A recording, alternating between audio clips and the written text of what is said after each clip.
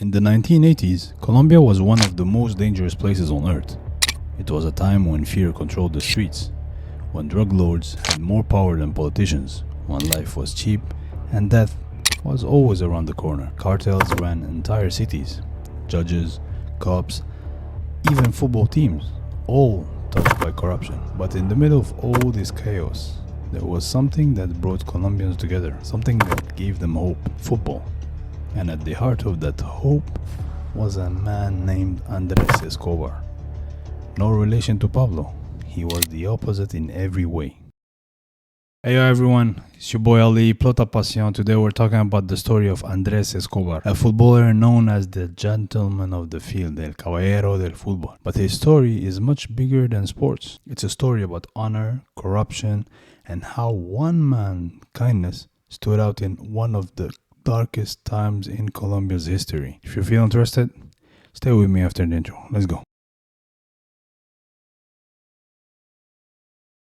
Andrés Escobar was born in Medellin in 1967. From a young age, he had a quiet strength about him. Humble, respectful, and incredibly talented with a football at his feet. He joined Atlético Nacional, a team from his hometown, and quickly became a fan favorite. Calm under pressure, smart with the ball. He wasn't just a great defender, he was a leader. He wasn't flashy, he didn't like to talk a lot, he didn't party a lot. He wasn't chasing even fame or money. People called him el caballero del fútbol because of how he played and how he lived outside of the pitch. But behind the scenes, football in Colombia wasn't just football anymore. By the late 80s, drug money had fully entered the game. Cartels began buying clubs, fixing matches, and laundering their cash through football. Atlético Nacional, under his team, was backed by none other than Pablo Escobar. Yes, we're talking about that Escobar. Pablo was a fan of the sport, but more than that, he saw football as a tool, a way to clear his image, actually. Players were stuck.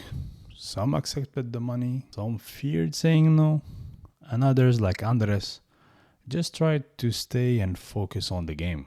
In 1989, Atlético Nacional won the Copa Libertadores, the first Colombian team to do it. It was a moment of pride for the whole country, but it came at a cost. Behind that victory, there were threats, bribes, and fear. Referees were pressured. Players lived with bodyguards. Football was no longer just a game. It was life and death. In 1994, Colombia had one of the best teams in the world. They had players like Valderrama, Asprilla, Freddy Rincon, René Higuita, and of course, Andrés Escobar. They went to the World Cup in the US with high hopes.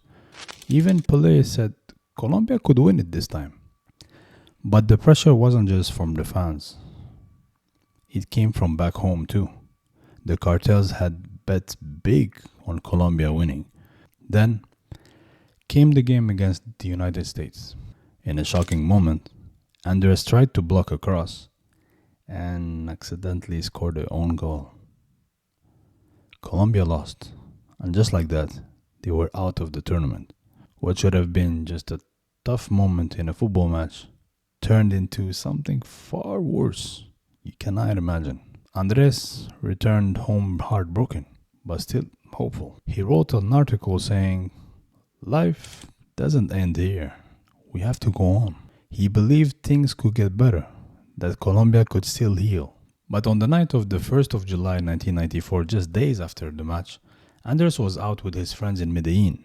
Outside a nightclub, he got into an argument with a group of men. One of them pulled a gun and shot him 6 times. The reason? That on goal. He was just 27. Can you imagine that? Just 27.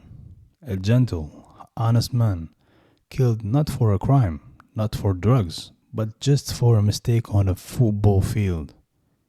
This is how crazy it is. When we say that passion is good, but passion sometimes can get you to do some stuff, some stupid stuff. His funeral was massive. Thousands came to say goodbye. The country was in shock. And for many, it was a turning point. A moment that showed that it's just football in the end of the day. We don't deserve to die for that. Andres, that wasn't just a football story. It was a reflection of the country's pain. It showed how deep the influence of the cartels went. Even someone as honest and kind as Andrés couldn't escape from that. Today, thank to God, Colombia is moving forward. The country is working hard to leave that dark place. It's a place full of history, culture, talent, and beauty. But still, some people choose to glorify drug lords like Pablo Escobar, and that's not just disrespectful, it's dangerous. Don't disrespect Colombian people doing that. So when you hear people mention Pablo Escobar, remind them of the other Escobar, Andrés. Because Colombians are tired of hearing extranjeros, foreigners, telling them about Pablo Escobar. It's not a good look for them. I want you to know that. Andrés is a man who played with heart, who believed in peace, and who paid the price for something he never chose. And his story deserves to be told. If you love Colombia, show respect to its people and its culture. Stop glorifying the ones who brought pain and start honoring those who brought hope. Thanks for watching, guys. If you found this video meaningful, don't forget to like, subscribe, and share. It really helps the channel to grow. I'm Ali from PlotAPassion, as you know, guys. I'll see you next time, inshallah, with another powerful story. Take care of yourselves. Salam alaikum.